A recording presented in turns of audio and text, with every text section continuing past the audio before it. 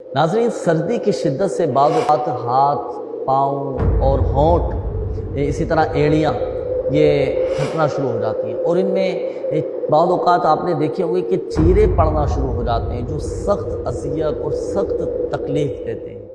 اچھا، اس کا روحانی علاج تو دیکھیں، ایک تو یہ ہے کہ 3 دن تک آپ 100 مرتبہ بسم اللہ الرحمن الرحیم پڑھ کر اپنے اس متاثرہ جگہ پر دم کریں۔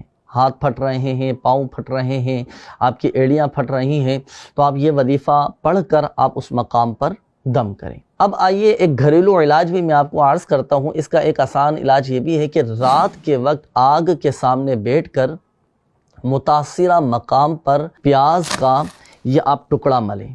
انشاءاللہ الکریم اللہ کی رحمت سے، اللہ کے فضل سے آپ کی یہ جو ایڑیاں جو پھٹ رہی ہیں یہ ٹھیک ہو جائیں گی۔ اسی طرح چاہے ایڑیاں پھٹ رہی ہوں یا ہاتھ، پاؤں یا جسم کے کسی حصے پر اس طرح کی سردیوں کی شدت کی وجہ سے ہاتھ پاؤں پھٹ رہے ہوں، تو آپ یہ گھریلو علاج بھی کیجئے گا، اور جو روحانی علاج آپ کو بتایا گیا اس پر بھی عمل کیجئے گا۔ انشاءاللہ الکریم سردیوں میں آپ کو اس طرح کی تکلیف اور پریشانی کا سامنا نہیں کرنا پڑے گا۔